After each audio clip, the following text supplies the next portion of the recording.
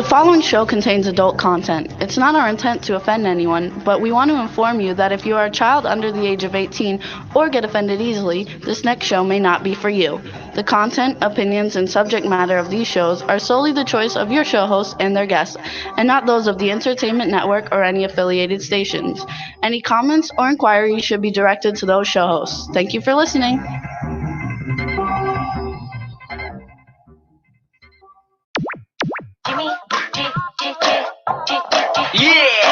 This is MC Alfie.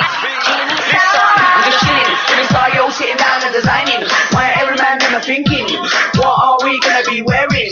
Yo, I'm a Liverpool MC. Can't test me. Big up the girls inside the party. Let's get down to crazy Jimmy. Big up myself and known as Alfie, the one and only, the Turkish MC. Always love the clothes of Jimmy. Fish, I'm your wanna be. Jimmy Star, new celebrity. Hello. What's up, everybody? Welcome to the Jimmy Star Show with Ron Russell, bringing you the good times in music, fashion, pop culture, and entertainment. I hear a little bit of a delay thing there. There's a little echo. There we go. What's up, everybody? We got a great show for you today. Before we get started, let's say hi to everybody. First, we'll say hi to our cool, outrageous man about town co-host, Mr. Ron Russell. Hey, everybody. Today's show is going to be a fun show full of Hollywood gossip, parties that I've been to where I've met Adrienne Barbeau, the fabulous Adrienne Barbeau, who is so multi-talented, and we'll talk all about that when she comes on our show in a few minutes. Absolutely. I've met her too. She's very cool. And she's in a movie that we've been promoting a lot on the show called For the Love of Jesse. So we're going to talk about that a little bit. But in the meantime, let's say hi to our chat room. What's up? We got Paul from Zest Radio, Anton Country Super from Australia, Teresa Sabin from Florida, Eileen Shapiro from New York, Cindy Lady Lake is in the chat room, Backpack John is in the chat room, Thomas Claxton, what's up, is in the chat room. There's so many people, it's like not even like funny. Lorraine Landon just showed up in the chat room. Hey, Lorraine. Lorraine, telephone tag you and I. I've been calling you. You're calling me. We never get connect. Honey, I want to see you soon. I don't care about the thing. We'll wear masks and helmets and gloves. I need to see you, Lorraine. There you go. So it's all very fun, you guys. We got a fun show today. First, we're going to have Adrienne Barbeau on, and then we're going to have pop R&B singer Sion on. Should be a lot of fun, a very different kind of show today, and we're looking very much forward to it. Boom. Yes, so bring on the fabulous, beautiful, exotically glamorous, I call her my Salome or my Cleopatra. Who? Adrienne Barbeau. Oh. She could have played those parts. She has that wonderful Grecian look. She could have been anything from ancient history and sold it like in a second. I don't know why they never casted her as a queen of something of Arabia or Egypt or something. She's so exotic looking. I've seen her in person, folks, so I know what I'm talking about. I was 2 feet from her face, and she's a beauty. She absolutely is, and everybody's saying that they like our shirts. You guys, these are old vintage Jimmy Star shirts. Yes, mine is a rubber ducky. You remember when you were little? Maybe not. You had a little yellow rubber ducky, and it's one of my favorite little shirts. It's a yellow rubber ducky Jimmy Star shirt. And mine is Hollywood Monsters because Right. because Adrienne's in a ton of great horror films that everybody knows. So Like I've got Fog, the Werewolf. like the Fog, which I loved. The Fog. I think The Fog is one of the nicest movies she's ever done, and she looked beautiful in it. And a few other films of her. We'll talk about it when she comes on. Absolutely. So you got to have fun. All is good. And Rubber Ducky, you're the one. You're right, Thomas Claxton. So it's all fun. Wait, We're gonna have a good time. Is Dave Hughes in this chat room? I don't think so. I hope not.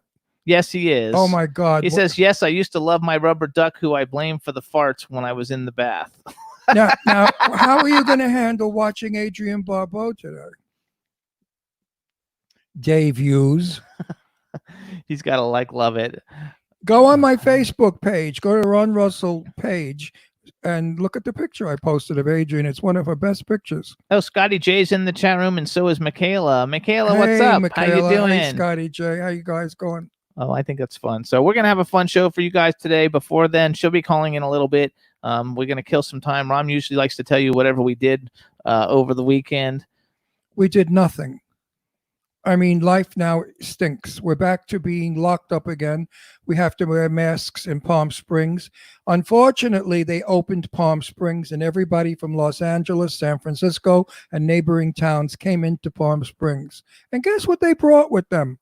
The COVID disease, the virus. So now Palm Springs is starting to go crazy with people coming down with the flu.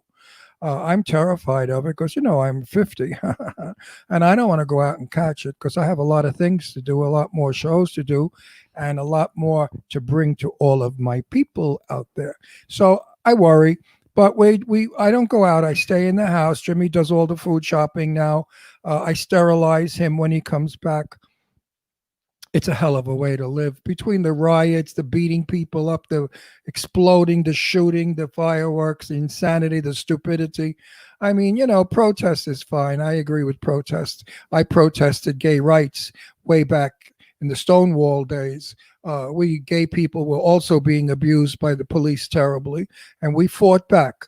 But we didn't loot and burn and destroy and beat up, and we didn't cause any kind of prejudice between us and heterosexuals. We saw to that. We made sure that the heterosexuals of the world saw a bunch of nice people who were being poorly treated, and they felt sorry for us, and they understood our passion to be free.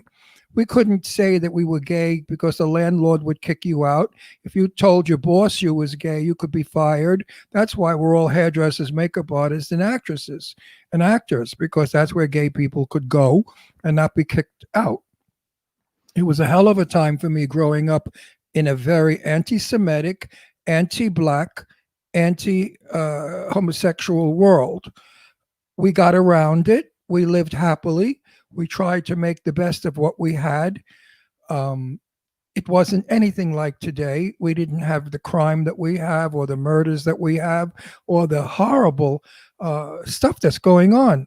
Back in the 50s and 60s and 70s, life in America was quite nice, even though we had all the prejudice I mentioned. But little by little, we let the world know that we're here. Black people count. White people count. Gay people count, Jewish people count, and people of all color count. We all count, and we all make our mark, and we all say what we want to say to make it equal. No one has the right to say that they are better than anyone else. Everyone is entitled to equal education, equal employment, equal housing, and the right to marry whomever they choose. That's it. Actually, I'm running for president. Happy Pride, Ron. Everybody's saying Happy Pride. Well, it's true. I fought like hell when I was a younger. I'm still a fighter as an old bag. But when I was in my when I was in my 30s, I mean, I was a revolutionary. I was out there. I mean, I hung out in the village. I worked in the village. I did cabaret. I did shows all over the gay world or the straight world, and I had a lot of fighting to do. I mean, I had to live with hey faggot, fudge packer, queero, gay, not even gay, queer, whatever they used to call it, all those horrible words. I had to live with those words, just like black people had to live with their horrible words, and Jewish people with their horrible words. And I think words do damage, because I've been damaged by what I've been called. But I want to tell you something, and this is a little secret, so come in close. Let me tell you. If I wasn't so abused by society when I was growing up, I would not be who I am today. Because I vowed as a young man that I would be somebody one day, and I would have a speech that the world would hear, and I would have a voice that the world would hear. And the world hears my voice because right now 5.5 million people are listening. And my voice tells everyone, relax. We are human beings. We all came out of the same snatch, not the same snatch, but the same way. And we're all going to go back in the grave, whether we're burned or buried or blown up or sent to the moon. We all will die. So the time that you have on this planet, make it good, make it peaceful, make it joyous, make it beautiful, make it wonderful. Let it be picnics on grassy fields under apple trees with beautiful music and children and people dancing and loving. That's my vision of what the world should be. There you go. So we want to also give a welcome to Twism. Twism joined us in the chat room. Twism's going to be a daddy soon again, you guys. And Twism did the Jimmy and Ron song, which I freaking love to death. I listen to it every day. So welcome to the show, Twism It's White okay Piece. if you like it. I love it. I have to bust Twizzle's balls. You know, where I came from, Twazil was another word for a woman's vagina. We say Twazil. Hey, she's cute. Did you ever grab a Twazil like Trump did? But anyway, back then we were allowed to do that. Not really allowed, but the girls didn't mind. They kind of went, "Ooh." They giggled. And Now you go to jail. Then they grab our dicks back. Girls used to like to do sneak attack to grab our wangs to see how big they were. Anyway, coming from Brooklyn, it was a very outrageous place to be. It wasn't white glove, blue-eyed Protestant. It was a different world of different Jewish, Italian, all kinds of black people, Hispanic people. We were all one big happy family, and we didn't give a shit what we said or did. We just did what we wanted to and said what we wanted to. And that's when we had freedom of speech, not like today where we're not allowed to say this, that, the other thing. Most of it is good. We shouldn't say the bad words about people. But, like commenting on a woman's beautiful figure or her lovely breasts or her beautiful face today is not accepted. It's called, what is it called? Like sexual harassment or some shit, like Harvey Weinstein, Now, like Ron Jeremy just got arrested. Everybody's getting arrested. And so did Harvey Weinstein. They want to compare us to Harvey Weinstein. I posted a beautiful picture of Adrienne Barbeau on my Facebook page today, and she's exposing her lovely bosoms and her beautiful face, and I thought it was a work of art. To me, it looked like a Grecian statue that you would see in Greece. She only sends that picture out to me. I don't see her as a Swedish girl in Sweden, blonde and blue-eyed. When I look at Adrienne Barbeau, I see Anna Magnani, I see Melina Mercouri, I see all those wonderful Greek, Italian, Sophia Loren actresses. I see her as Adrienne Barbeau. Adrienne Barbeau. I mean, I really love this broad. I mean, she hates me because of a joke I made once at a party, which we will never repeat. And I meant it as a joke, and she just walked away and she said, "I figured that," and walked away. So I don't. We're not going to bring that up. No, I'm not going to bring up the joke, but I don't think she likes me. So we may not have a great interview. She may say, "Oh, I remember you. You're the pig." Well, No, you won't have any problem. No, I won't. The nicest woman on the planet. She is the nicest woman, but if she remembers what I said to her, it wasn't anything dirty or bad. It was a joke, a cute little joke, but we can't repeat it. Once burned, you don't do it twice. You got to be a real schmuck to do that. Absolutely. But I'm so happy that we are possibly going in a good direction one day to alleviate the anti-Semitism that we have in this country. It's on the rise again. Synagogues are being destroyed and Jewish people are being threatened. Groups of people are going into parts of Brooklyn that are Jewish, and they're doing all kinds of hideous things with swastikas and it's got to stop, folks. So Lorene's asking how to watch it on a big computer. Lorene, on my Facebook page, I put the link. You can just click it and go, or you can go to YouTube and search for Talk 4 TV and you can see it. Also, you guys, if you're on Twitter, go to @W4CY Radio, retweet it, retweet the pinned tweet, and you can watch us on Twitter. I love that. I think that's the coolest thing there. So you're there now. Go. I don't know. You're on my Facebook page. It should be my last post on Facebook, I think. And you could just click and it'll take you right into it. Otherwise, you go to YouTube and hit search Talk 4 TV, TALK 4 TV, and it'll take you right to us. I have a nickname for her, Lorene, my movie queen. Isn't that cute? Lorene, my movie queen. And thanks, She's Paul. my movie star. Lorene Landon never left 1955 as far as I'm concerned. She has the glamour of Jane Mansfield, Marilyn Monroe, and who's the other? Mamie Van Doren. She's the sexiest lady you want to see. She wears gowns and her dresses. She's just the most glamorous Hollywood thing we have today. Lots of young girls is trying to follow her now. I notice when we go to red carpets, many of our young friends who are in their 30s are starting to wear gowns and jewelry and hairdos and starting to look like Hollywood glamour girls.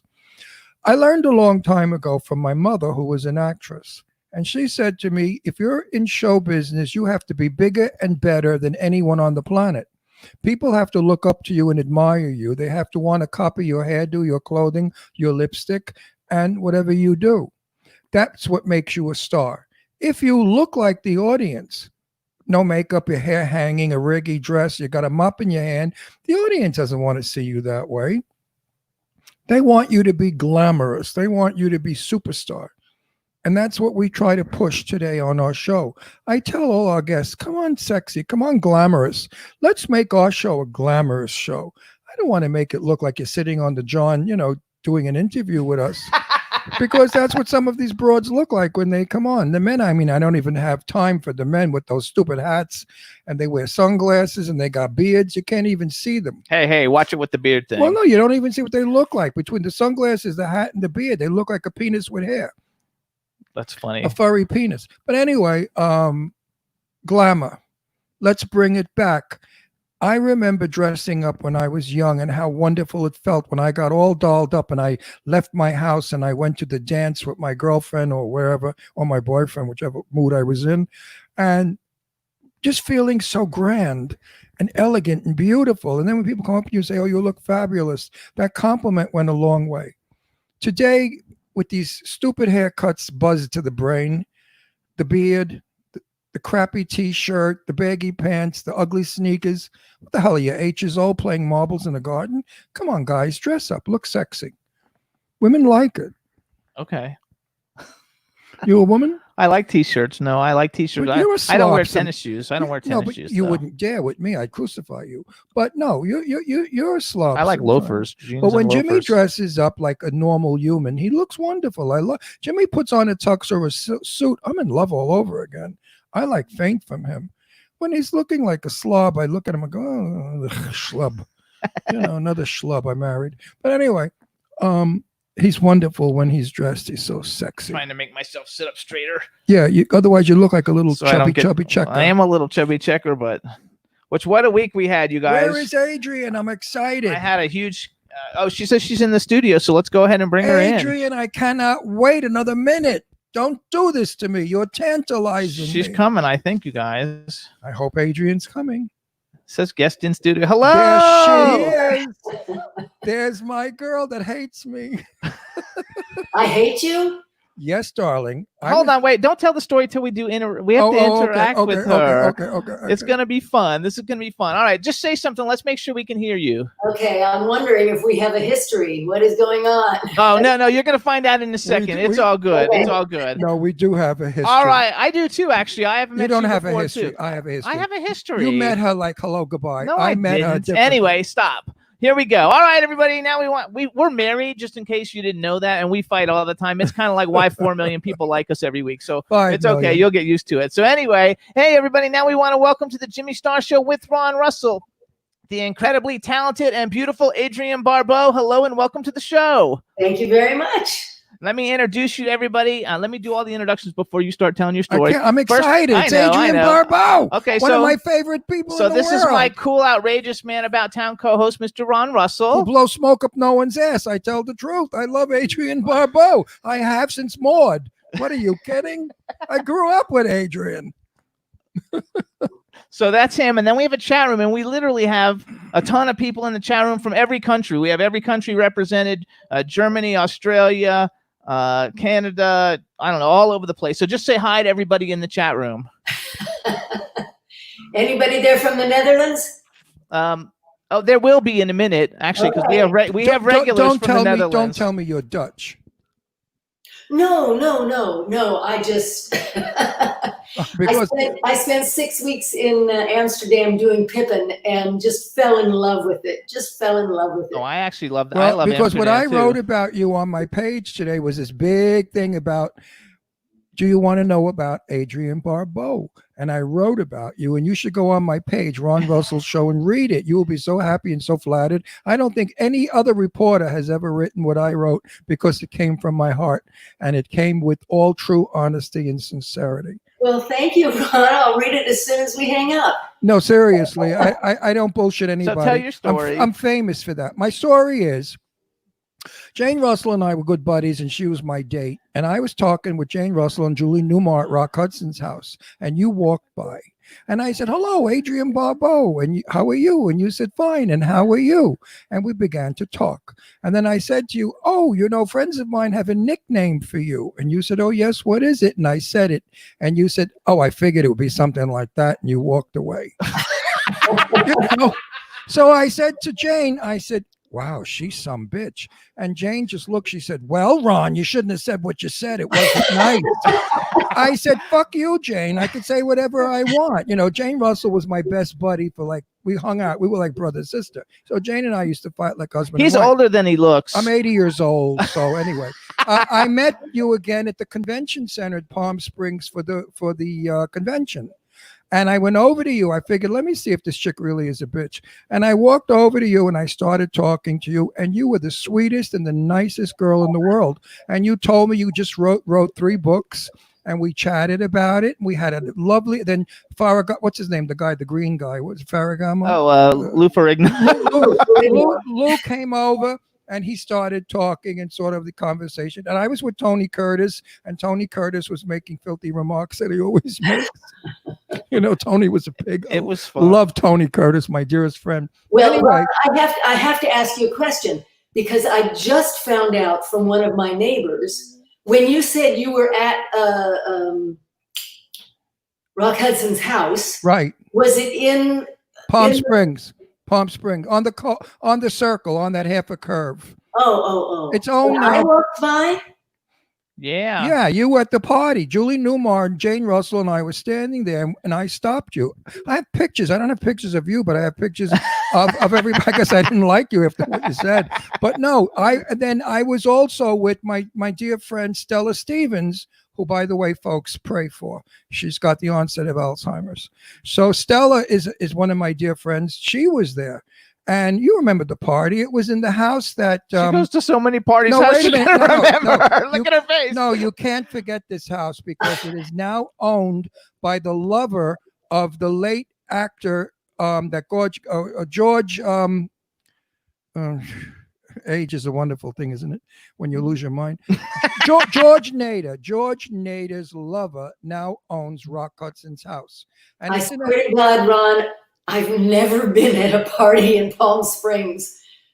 Adrian, I'm It not wasn't lying. Kate Jackson. No, Maybe it was in L.A. Maybe no, you were it was LA. in LA. It was Palm Springs and Adrian. He's talking about a long time ago. I'm going to call Julie Newmar and ask Julie Newmar. It's quite possible. I mean, I don't remember, but the reason I asked you about Rock Hudson is one of my neighbors. I live in. No, Rock Hudson had been dead already. He wasn't. Oh, dead. okay. Because I live in Studio City, California, up on a hill on a little mountain. And I was walking the other day, and one of the neighbors, we started talking, and she said, "You know, that's Oh, we got a jam. that they're remodeling or something." And I've lived here since 1980, and I never knew it was Rock Hudson's house. So I thought maybe that was what you were talking about. No. dogs It or was the something. house that Rock You used to find out own. He used to, find out more about that party for me. he used to own it in Palm Springs. That's before he passed. And then he George Nader, you know, remember George Nader, the actor, his lover inherited the house from Rock Hudson because they were very dear friends. But anyway, it happened, trust me. And then also the convention center, I met you. And then I met you one other time in LA at somebody's house, and I don't remember who. But I know that Okay, so it's my I turn. remember asking you, how'd the books go? And Oh, I did. I remember that you had written 3 books, and I said, Adrian, how'd the books go? And you said, oh, well, still working on something with one and whatever. Well, let's ask real quick. So how did the books go? the books went well. I ended up writing a 4th one. The first one was my memoir. There Are Worse Right. Things I Could Do. And after I wrote that one, I was approached by an Irish author who had many books in the genre field, and he said to me, "You know, you should write a book for your horror fans." And I thought, "Oh, I'm not sure. Not sure I can do that." And he said, "I'll help you with it." So we wrote the first one, which is called Vampires of Hollywood, I love it. about a 450-year-old Armenian vampire who happens to be a scream queen, and who is the leader of a clan of Hollywood A-list actor vampires. Orson Welles, Elvis Presley, Charlie Chaplin. And then I went ahead and wrote the sequel to that one called Love Bites, and then I wrote a third one called Murder, Make Me Dead. I love it. And then I got busy acting again, and I haven't written anything since. But thank So you now- for asking. So now in this interview, I found out finally how your books did. There you go. Took a long time, Adrian. Took a long time. Actually, the memoir made the LA Times bestseller list, which was a real shock to me. No, it's not. No, It's it's awesome. not. Because in talking to you, I found the little time that we had, I found you were very, very shrewd, smart, and quick to get to the point. You're not one of these that take 2 hours to get to say something. Now, this is going to sound, I'm gay, but I do like women. I was married, so I'm not a gay guy that doesn't appreciate a gorgeous woman with a beautiful body. I must tell you, the first time I saw you in person, it was your eyes that took me. Oh, thank You have the most beautiful big brown eyes and those eyebrows. I said to myself, if this bitch doesn't play Salome Cleopatra, I will kill myself. You know, you have such an Arabic Egyptian. I've got to keep these on so I can see you guys. No, take them off. Very Those eyes are too beautiful. Then I can't see you. Just for a It's too- second, you too- can put them back. Too bad for you. Too bad for you. We could see your No, eyes it's and we enjoy it. So hold Everyone on. out there, she has got absolutely the most expressive. They're almond, and they are like a Sophia Loren or an Anna Magnani looking eye. I mean, just she has that Melina McCory. She's just not a blonde Swede. You just mentioned the three actresses that I would strive to be. I mean, You are. very, You are. all three of them. Anna Magnani. Oh my gosh. You are. You're Well, a fine I'm actor. looking down so I can see you. You know, Ron Wait, used to, wait, I want to say something, then Jimmy can have the floor. Before we went on the air, I said to Jimmy, I really like Adrian because it turned out in the long run that she's a sweetie pie. Jimmy is producing quite a few movies. And I said, Jim, why don't we consider Adrian for one of the films? And Jimmy said, yes. So you will be in one of the films, and it's a good film, like $3.5 million, $4 million film. It's not one of the films like I'm in horror movies too, you know, 1 week shoot, $15 budget. You get 200 a day if you're lucky. You know, I don't get those. So this is going to be like a real movie. I Oh, wanna- Ron, you have to read my memoir, Ron. There is one chapter in there about it's called The Rat Movie. And it's about me making a low-budget horror film in Russia on the day that they attempted a coup against the White House. and you know, being out in the middle of the forest at Catherine the Great's castle, using pieces of Pravda for toilet paper because you'll love it. If you're used to low I budget sir- horror You films, know what? You know what? Send me a copy, but it must be signed by you because I have a stack of books on my coffee table by all the famous people that I love so much. I'm not kidding you. You know, listen, I've interviewed over nine. I will. You will. I'm going to give you the rest of the show. Oh yeah, right. He No, doesn't. I'm he'll never do that. excited. This is Adrienne Barbeau. This is not one of the other broads. This is somebody special to me. I remember watching her in Maud and having a nervous breakdown when she was a belly dancer, dancing. I remember that too. And I thought to myself, are you really gay, Ron? You know, there is something happening to you that gay men don't get over women like that. And I never forgot it. Well, my friends and I, the next day, we all went out and said, oh my God, that Adrienne Barbeau, she is the hottest thing in the world. Oh my God, guys were swooning, drooling, wishing they could marry you, be with you, meet you, whatever. You were a sensation. Now, question I want to get to. No. Then you're going to have the floor, Yeah, Jimmy. do you notice how that he keeps No, going on and on and more, because more? I'm interesting, you're not. No, it's not true. No, listen. Did B. Arthur encourage that dance sequence back then when it was totally shocking, as she did in Golden Girls with most of the series and the subject matter? B. Arthur, I think, was not afraid to be a first at anything. Am I correct? I've never that question has never come up. B was it? I've never thought of her as a trailblazer, except that we were involved in a show that was so socially significant. What B was the penultimate professional and brilliant actress, as everybody agrees, and comedian. And what was most important to her was the quality of the work we were doing, to the point where if when we would have our table read, and she was the first one to say, this joke might be funnier if Adie said it, or if Conrad said it, or Bill said it. She was so giving, and it was all about the work. So if she thought that the dance was gonna, garner some notoriety or just works for the show, she would never have said anything. It was way ahead of its time, that dance. When Jane Russell made The Outlaw, they went crazy over her 36B bosom, which she told me that's all she was, a 36B. And the world went nuts because she showed cleavage, okay? Henceforth, or after that, women were not allowed to show cleavage. They put a flower there, or they put something to hide the cleavage. When you danced that dance, there was no flowers, there was nothing. And that was really provocative for the day. Today, we'd look at it and go, yeah, so what, big deal. Today it's nothing because women go naked dancing. So, but back then it was a shockaroo.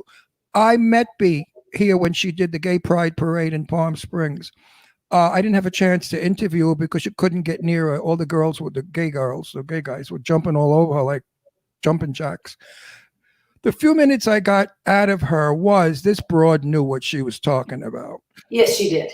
That she did. She certainly did. No baloney, no hullabaloo, no phony schmony. This broad told it just like it was. And that's why I love Bea Arthur. Yes. My very good friend Stan Zimmerman wrote for Golden Girls. Yes. And Stan Zimmerman? Yes. I love Stan. He's one of my dearest friends. And he has told me so many stories about all of the cast.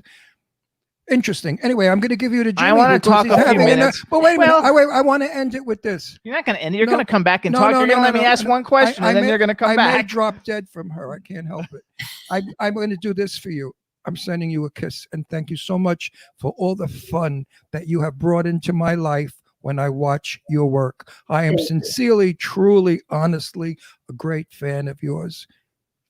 That's a kiss for you, honey. Thank you very much. Thank you. And when we're all finished, Jimmy, I need you to send me Ron's email address, because unfortunately, or fortunately for me, my memoir in paperback or in hardbound is sold out. But I will send you an ebook. Perfect. Oh, but you can't sign an ebook. I can't sign it, but if can I buy you a book somewhere and I'll mail it to you? You sign it and send it back to me. You might be able to. I might be able to find one on eBay. On eBay, I bet. I'll look. I'll look, but in the meantime, I'll still send you. When I go to visit Lainey, because Lainey Kazan doesn't live far from you. So when I go to visit Lainey, I'll just drop the book off you, sign it. Okay. All right. Good enough. Good deal. All right, my turn. Here we go. First of all, everybody in the chat room is going crazy. There's all the guys are saying how you were their crush all their whole lives growing up. My family was very big. My mom was a big Bea Arthur Maude fan, so I was younger. I'm younger than Ron, so I was younger but we used to always watch it because we only had one TV and that's what we had to watch. So it was very interesting. But I actually met you. I'm friends with Chris Rowe and Malcolm McDowell, and I met you at Spooky Empire. At Spooky Empire, I used to live in Florida. Was that Orlando? Which city? Yes, it's in Orlando. That's in Orlando. And I have all kinds of pictures with you, which I should have shared with everybody since you were coming on. But you were a pleasure then, and I didn't make any snarky, weird remarks. So you loved me. my remark was quite innocent. No, seriously, I don't want anyone out there to think it was vulgar, coarse, or dirty. Yeah, it was. It wasn't. Okay, anyway, my it was turn. A cute it's supposed to be my turn, remember? Yeah, but not when you say what you said about my remark. It's really not. Okay, so first thing we have to bring up real quick, I want to talk a little bit about some of your a few of the things that you've done in your history that everybody loves so much, and brag a little for you. But before we do that, we did meet you because we were promoting For the Love of Jesse. Your new film. David Maccabee directed and wrote it with Curtis Schlarbaum, and it stars Randy Wayne, which Ron just did a horror movie with Randy Wayne. Clown Fear. I loved him. He's a great guy. Yes, For the Love of Jesse just came out. I've got two others. One other that just was just released, which is a golf comedy starring Dan Lauria. Oh, cool. And very funny. And another short horror film that was just has started making the circuit. And another one that I'm excited about that is was just chosen for the Fantasia. Oh, big film festival. Big film festival. Unfortunately, it's all going to be online this year. But yes, starting with The Love of Jessie, which is not a horror film. Yes, not a horror film. It's a drama. It's a beautiful story. You mentioned Randy in a film with me. Now I have to tell what it is, otherwise people wonder. The film is titled The Big Friggin' Rat. No, it's not. He's in Clown Fear. Oh, Clown. Well, it's another.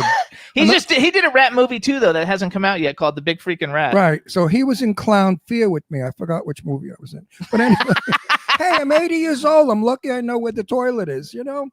Hey, when did you get to be 80, Adrian? It's no walk in the park. There, Ron. No, not really, but it's no walk in the park.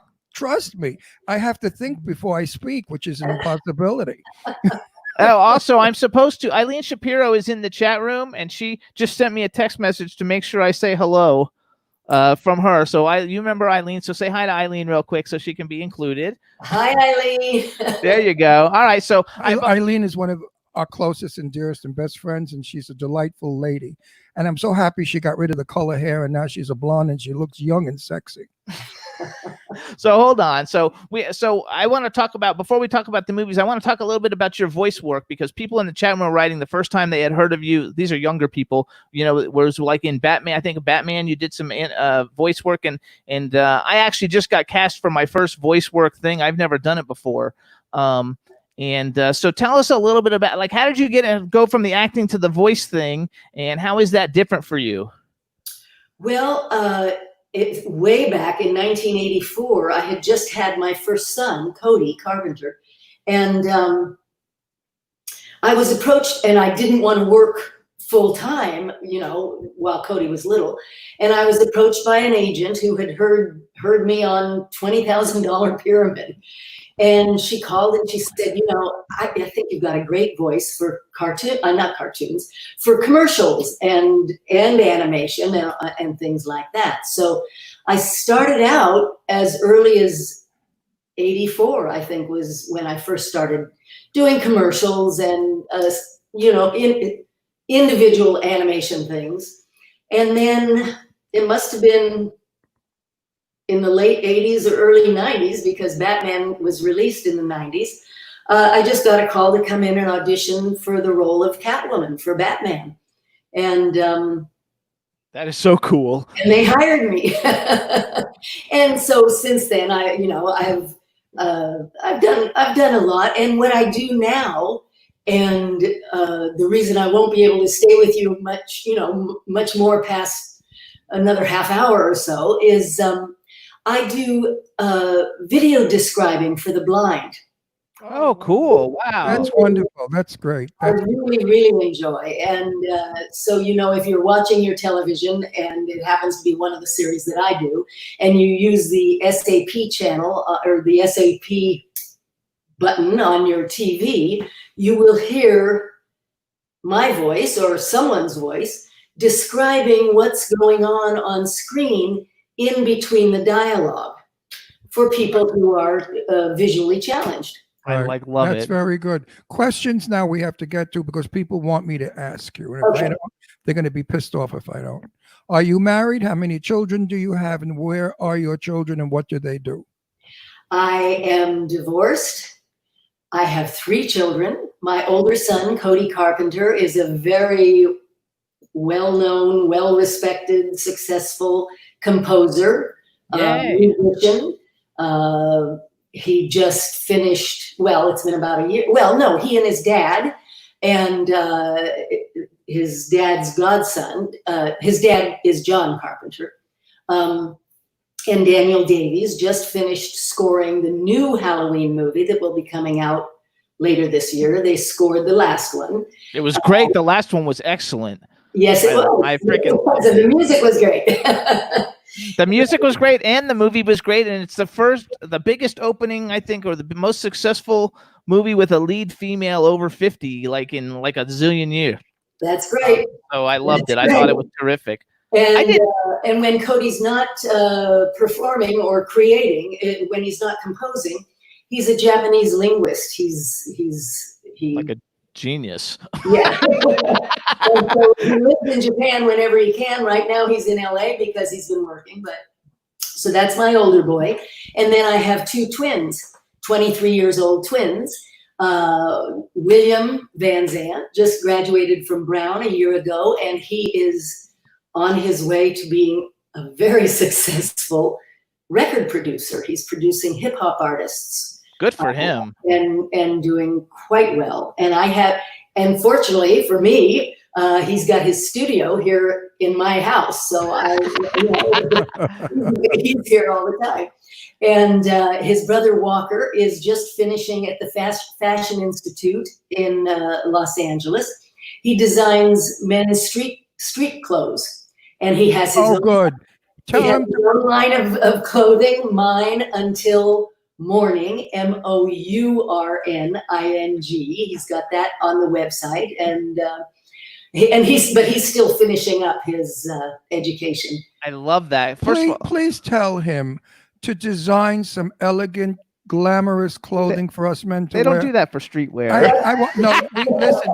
Adrian remembers the back in the 60s, 50s. We wore beautiful clothes for streetwear. We didn't go out with hats backwards and ripped t-shirts and shorts and dirty sneakers. We would be so embarrassed. I wouldn't go to New York City in a pair of jeans if you shot me when I was young. It's I so got dressed in funny. a suit to go to shopping. The reason York how I City. broke into entertainment was as a clothing designer. I made all one-of-a-kind clothes. I dressed Elton John and Madonna. I did the costume design for Too Fast, Too Furious. I stopped doing it many years ago, but it was fabulous. That's how I dressed everybody, and that's how I became friends with the horror community, because I would go to conventions and give them clothes and ask them if I could take pictures, and then I would get them to come on the show, and that's how we built the show originally.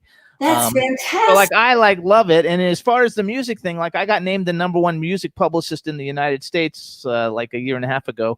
So I'm big into both of those things, and I think they're terrific. And I think that. So go back to design. Hang on. Wait a second. And so your kids are like geniuses though. Like one of them studies in Japan, the other one goes to Brown. I mean, Brown, like it's hard as hell to get into Brown. He was Okay.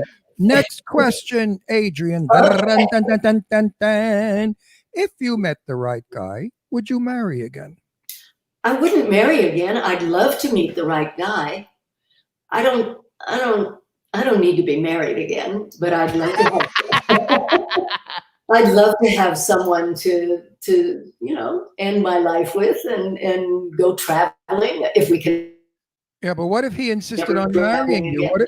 What if he wants to And, marry you? What if he's very, really, really rich? So he's not after you for bucks. So he's really, really rich. You can have. really doesn't really appeal to me, Ron. Really, really rich. It doesn't really appeal to me. No. What I meant was, if you're afraid that a man might marry you for what he could get out of you, which is No. That's never crossed my mind. never crossed your mind. good. Okay, good. Crossed But my mind. so what have you got to get? I mean, I wanted to marry Jimmy, and I said to Jimmy, "Listen, I'm no backstreet jerk. I'm not going to be your trick." And that's it. I want to be married. I want to be decent. I mean, I've been married all my life. I have 2 children. I was married 16 years to a very beautiful New York model. And then I had another partner for 46 years who died of pancreatic cancer. So I've been married. I'm new, only 9 years. We're 9 years. So I've been married all of my life since 19. I wouldn't know how to be single. And you know what? I wouldn't want to be single because I see my single friends, what they're going through with the jerks that are out there. Forget about it. Well, there is that. I mean, I don't go through that because I just don't. I don't meet anybody. But what I mean is, it would be lovely to have a companion. There you go. I agree. Whether or not marriage enters into it, that's not. That's not. Jane Russell always said to me, the Lord made everything in twos. And she believed that. And I believe what she said also.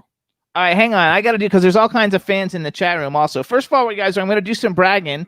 So here's some of the things that you've seen her in. I like the horror stuff because I'm a horror fan. But we've got Back to School. That's Rodney Dangerfield, you guys. The Thing, Swamp Thing with Escape from New York, The Cannonball Run, which is a great movie from my youth. The Fog. She was on every major television show possible for the last many years. I don't want to give a number that doesn't makes her sound old when she's so young.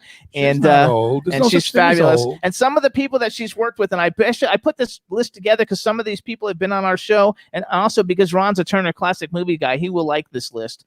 So here's a few of the people that she's had the great opportunity to work with. Louis Jourdan. That's one of the I people you know. knew Louis. I went to a party at his house. Ray with Doris Wise. Day. Hang on. Ray Wise. Ray Wise has been on our show. David Hess has been on our show. Kurt Russell, Ernest Borgnine, Donald Pleasance, Harry Dean Stanton, Tom Atkins has been on our show. Burt Reynolds, Roger Moore, Farrah Fawcett, Dom DeLuise, Dean Martin, Sammy Davis Jr., Jackie Chan, Peter Fonda, Jamie Lee Curtis, Janet Leigh, John Houseman, Hal Holbrook. I didn't know you were married to John Carpenter. I must live under a rock. Yeah. I mean, one of the greatest horror directors in the history of movies and stuff. Yes, And I didn't even know that I wrote down that you got to work with him, and I didn't know you were married to him. So now I feel like an idiot. But those are some of the few people that you've been on. And then you just did a movie. I don't think it's come out yet. Lance Henriksen's my favorite actor. He's a friend.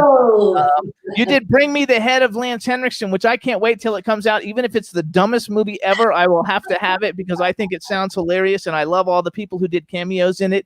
And you did another movie called Exorcism at 60,000 Feet with Lance Henriksen, Bill Moseley, and Kelly Maroney are friends of ours. And the guy who did the special effects, Joe Castro, is a very good friend of ours. One of my best, dearest friends. I love Joe. Joe Castro is my best friend. Is that movie good? Do we need to go watch it? Did you enjoy it? Was it fun? It's supposed to be a horror comedy, right? A spoof.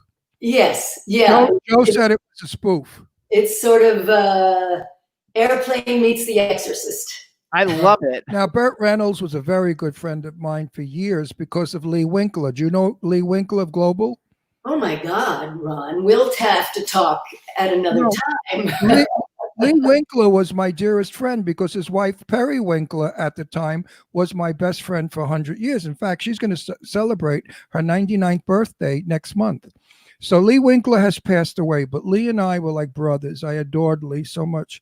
And Burt, of course, was with Sally Fields at the time. Then he was with Dinah Shore.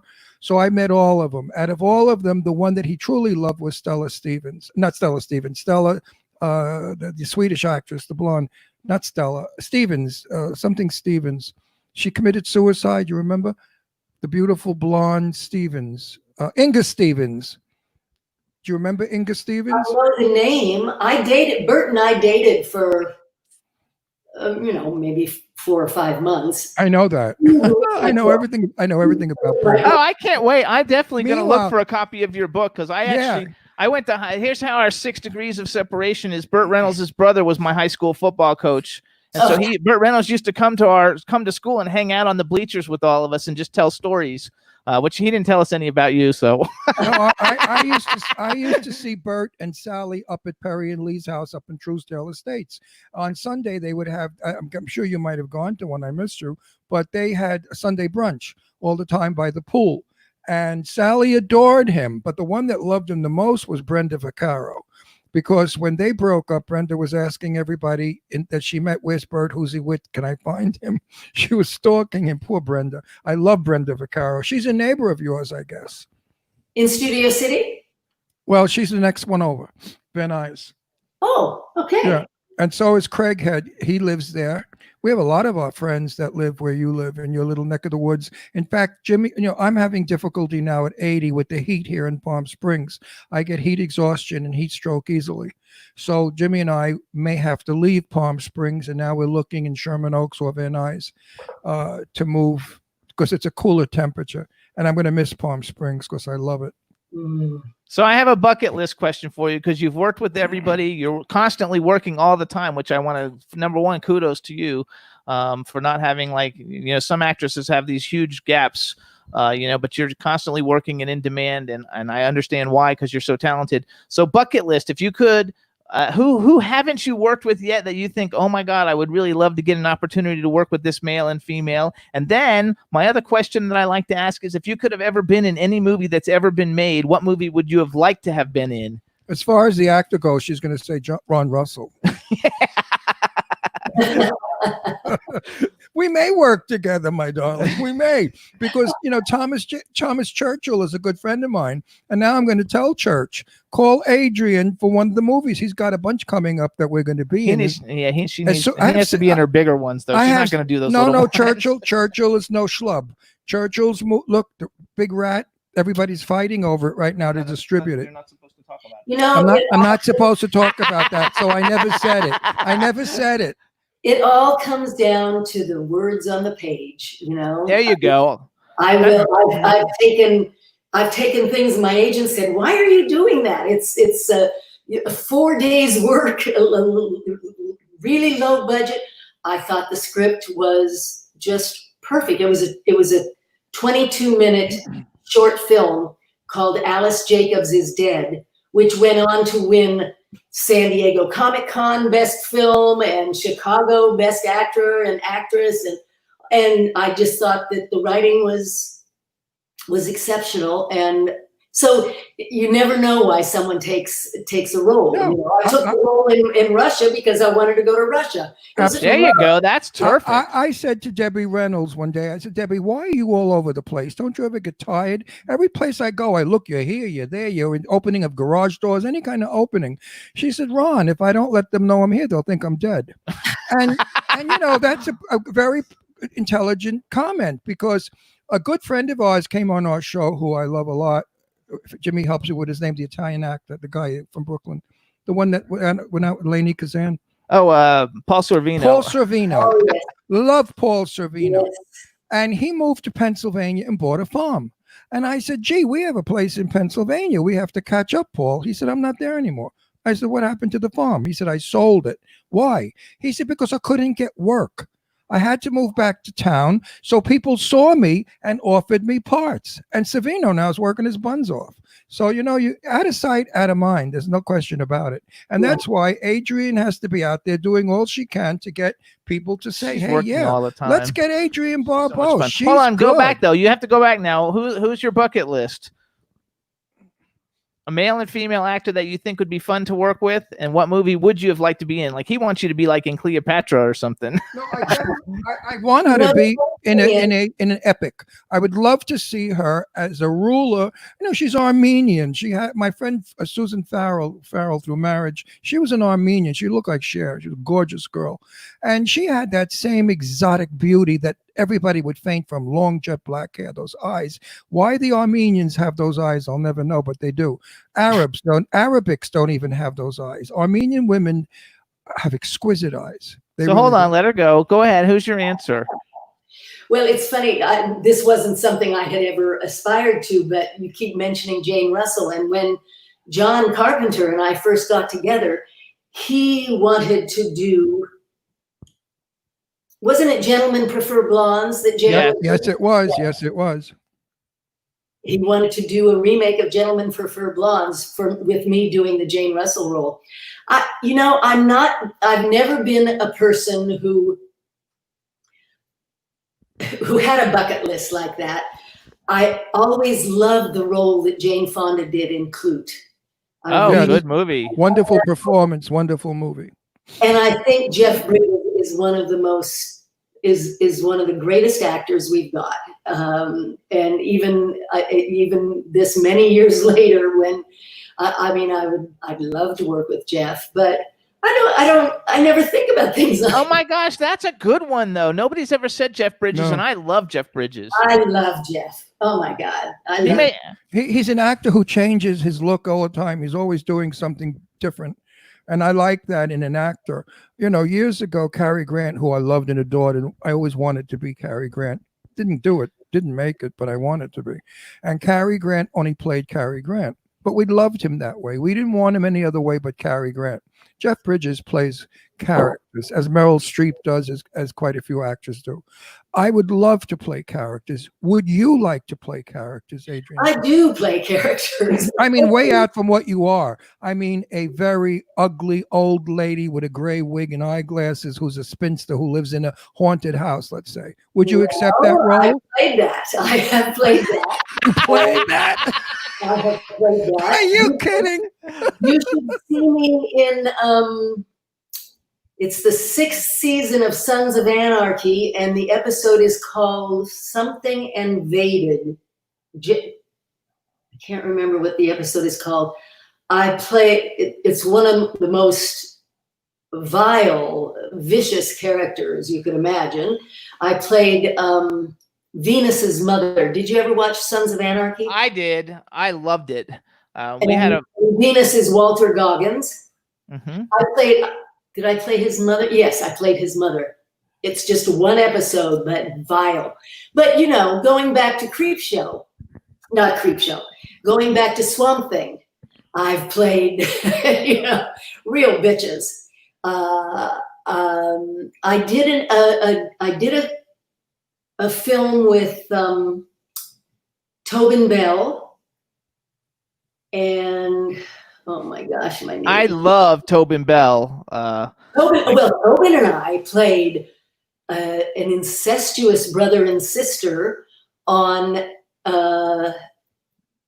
Criminal Minds about 3 years ago, I guess. Oh, I'm gonna have to look that up because I love Criminal Minds. I thought I've seen them all, I love Tobin Bell, and the Saws franchise before it got stupid at the end was one of my favorite Saw franchises, and I have the actual pink pig that they used in Saw 3 in the movie. I have the actual one because I like to collect stuff.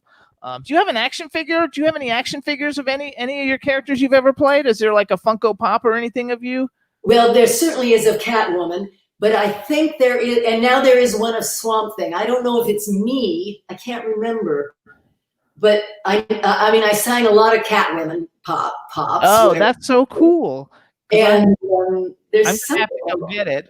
I collect all. I have an office filled with action superheroes and horror movie memorabilia. And anybody who comes on the show who has an action figure, I immediately go out and buy it for my collection. Yeah, but there's not an inch of that room that he could possibly put in. There is a wonderful collectible from The Fog. I don't know if you've seen it. It's a bunch of cotton. It's a bunch of cotton. It's The Fog. Oh. That's an easy one. I can make it for him later. Yeah, he can make that. Look out for that one. But there is something from, I think it's from Swamp Thing. I don't know if it's my character, but I know I've been signing a lot of them. I love that. I'm gonna I'll Google it on eBay and see it. I'm not gonna find it on eBay. Now, Adrian, how are you holding up with this "we're locked up" stuff? I've been very not working. Well, I have been working. I've been very fortunate. I am able to do my video describing. I just did Mrs. America for Netflix, and I just did it. Oh, I'm doing the. Well, it hasn't dropped yet. I'm doing another series for CBS. And a lot of movies and things like that. I'm able to do my video describing from the house because my son has a complete recording studio here. So they send me the script and they send me the video, and we record it here and then send it back to them, and they put it all together. So I've been able to do that. That's awesome. I have 2 dogs that I get out and get walking with every day. And wait, what kind of dogs do you have? I've got a Siberian Husky and a Golden Retriever. Oh, beautiful. Who was a rescue. But I'm able We have 3 rescues. Do you? Rescue those dogs. I'm able to meet with 1 or 2 friends, and then I go and meet with my son Cody. And we walk, on opposite sides of the street with our masks on, but that keeps us going. And, I ended up, I've got a big house that needs cleaning. Oh. That's Astro. He's our little one. He's only like 8 pounds. Oh. Adrian, I just received the new laws of making film, and I wanted to cry. I thought it was, I'm in a shot. I film now, and I think in 3 weeks I'm in a movie called Clown Motel 2. And the scene I'm in is only 2 other actors and myself. And we are not allowed to socialize off the set. We must wear masks when we're not working. We cannot go to the food wagon. We cannot. I mean, what the hell are they nuts? This is not even fun anymore. Yes, but Ron, dying isn't fun either. you No, know? I know that, but all they have to do is take our temperature, and that should They're tell. going to be doing that too. I know that, but that should say that we could at least No, socialize. because you can be asymptomatic. You can have no symptoms, True. have the virus, and be passing it to someone else, Right. which is, So why it's not going to be fun. It's not going to be fun on the set anymore.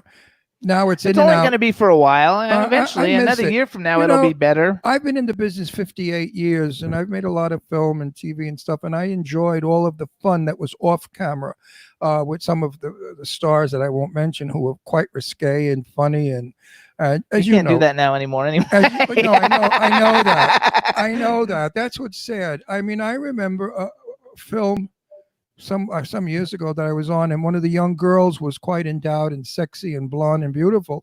And when she came on the set, all the guys were like flirting, whistling, and carrying on, and she loved it.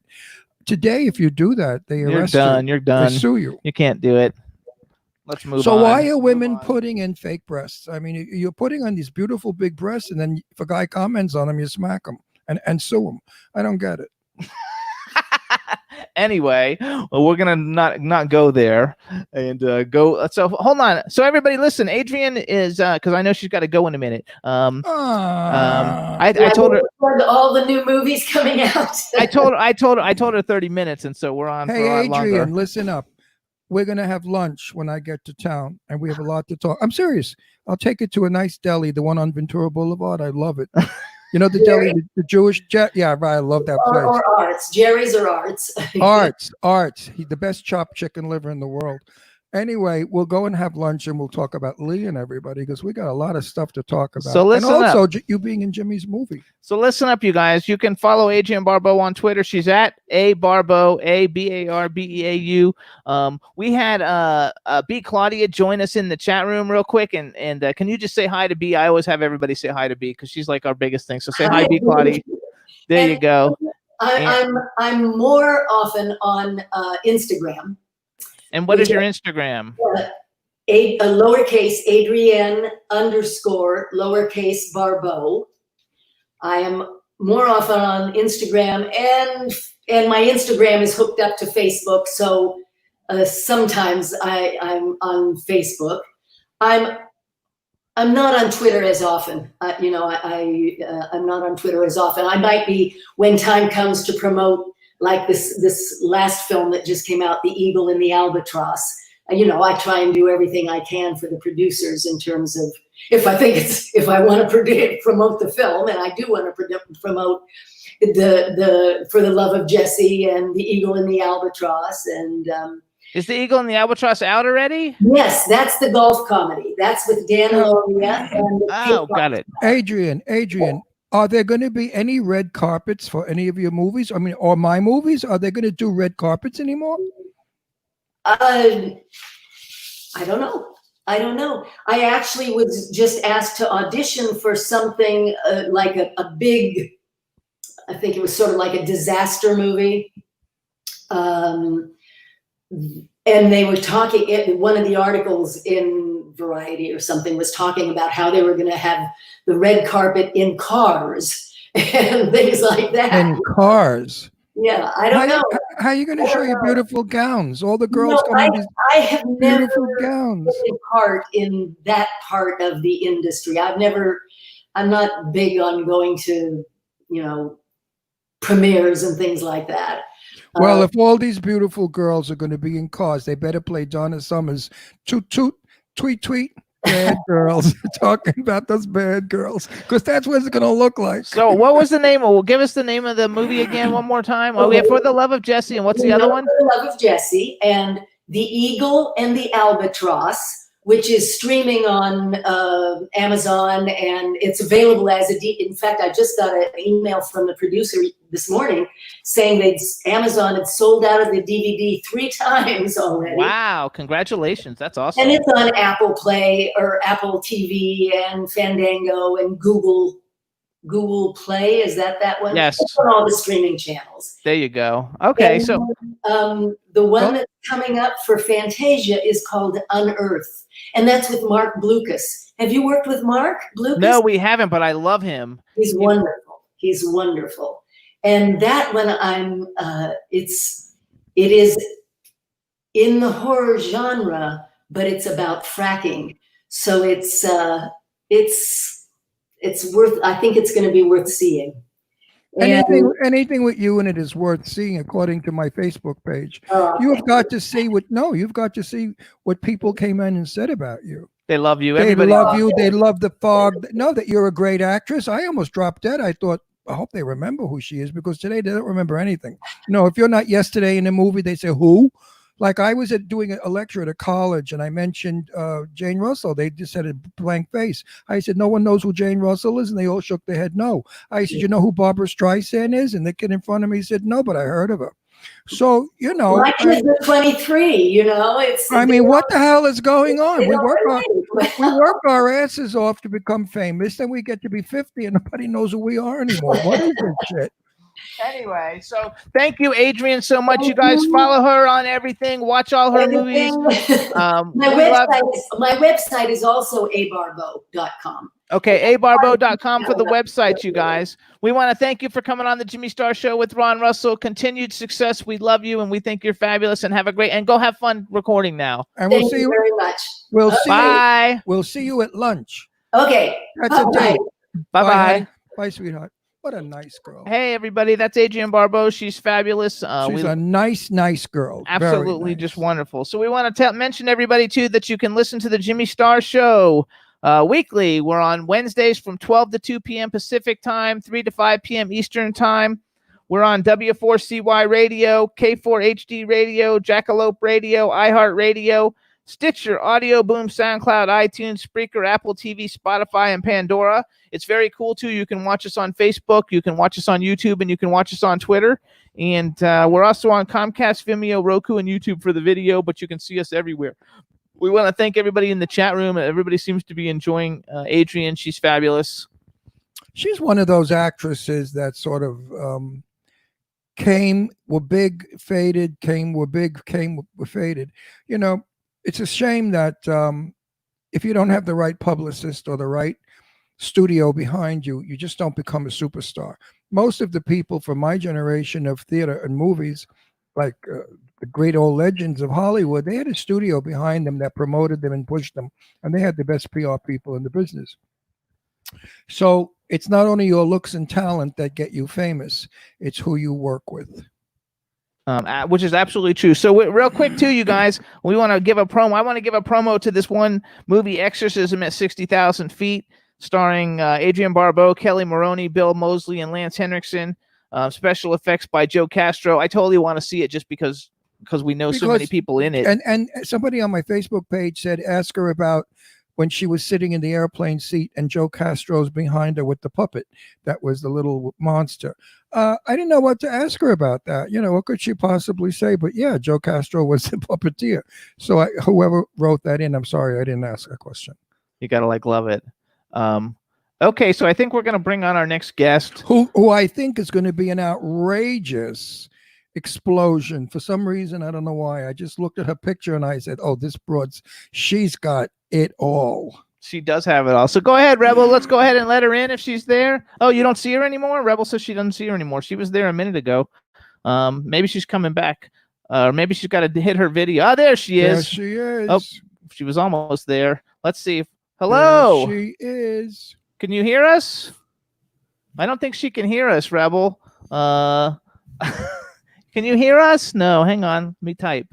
Can you hear us? There we go. I heard something. Oh, that was me, maybe. That was you. She can see us. Still no sound.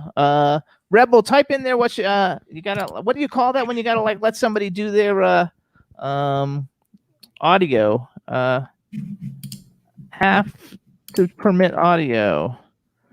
She's beautiful. We have to permit audio.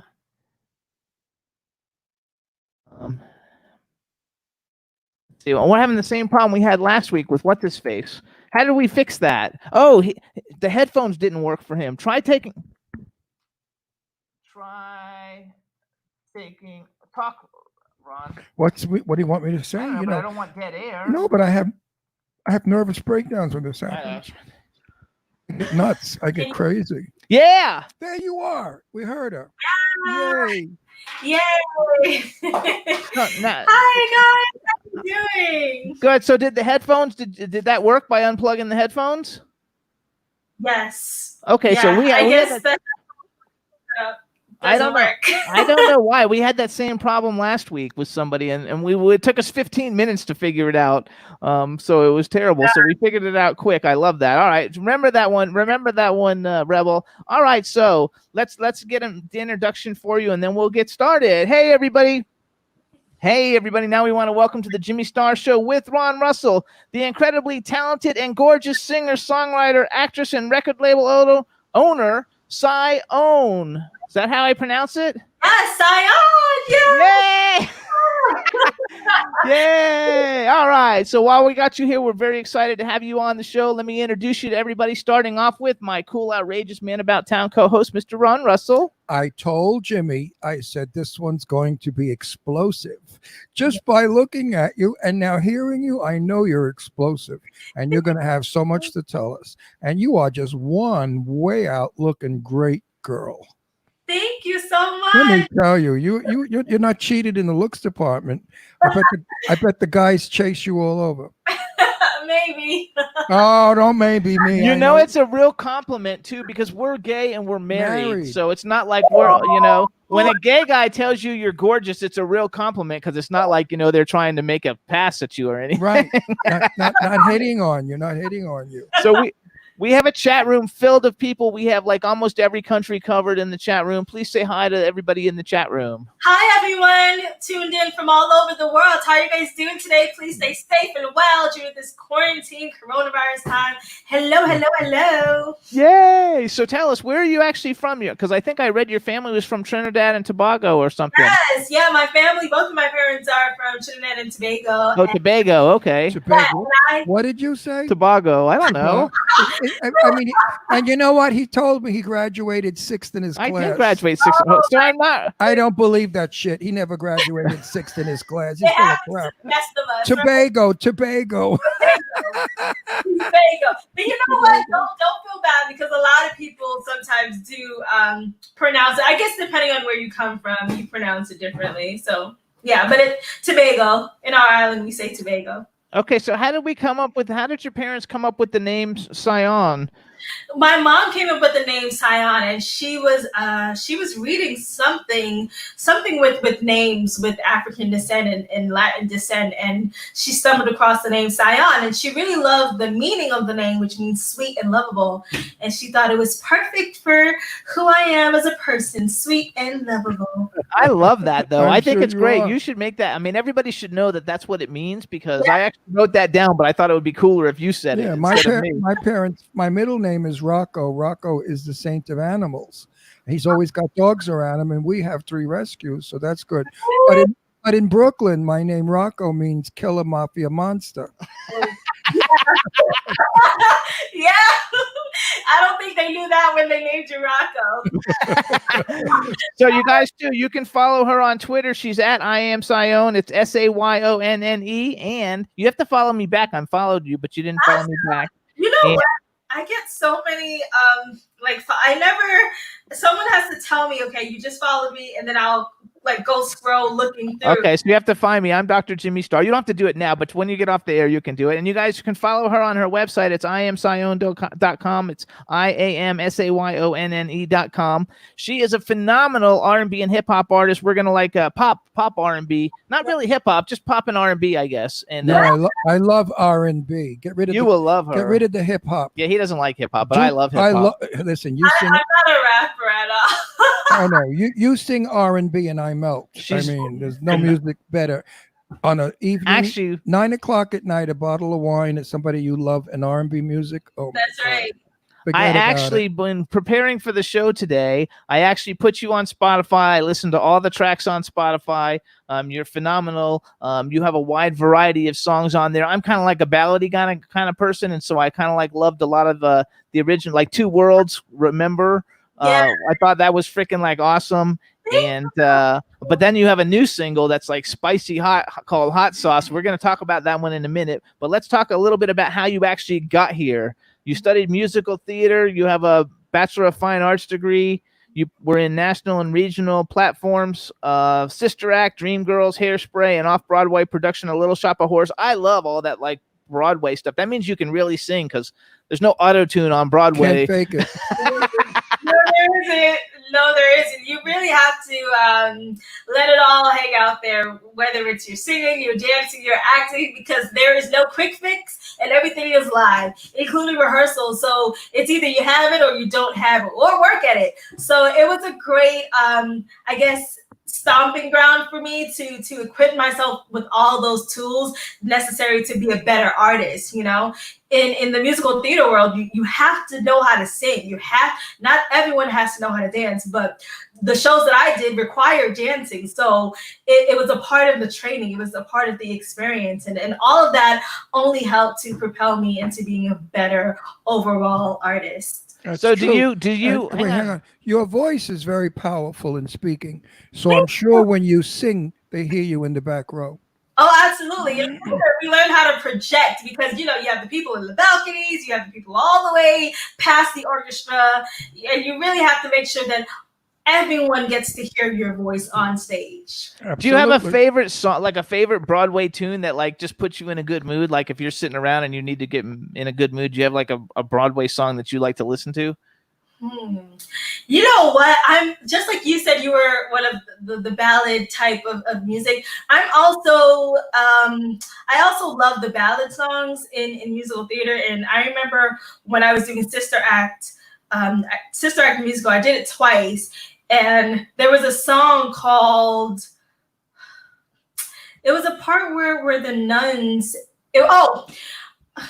gosh, I forgot the name of it. It's been so long.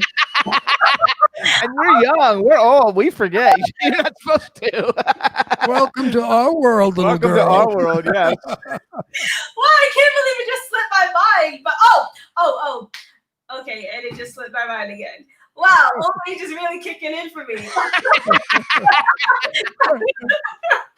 Yeah, but it's one of the songs that she sings. I believe "Fabulous." It's the Fabulous reprise where it seems like her world is upside down and she is having a moment of thinking about where she's moving to and where she was, you know, building the relationship with the nuns. And I don't want to give away the show, but Broadway is closed right now, so it's okay. Yes, it's okay. But yeah, so it was a moment of reflection, and I really love that song. I love it.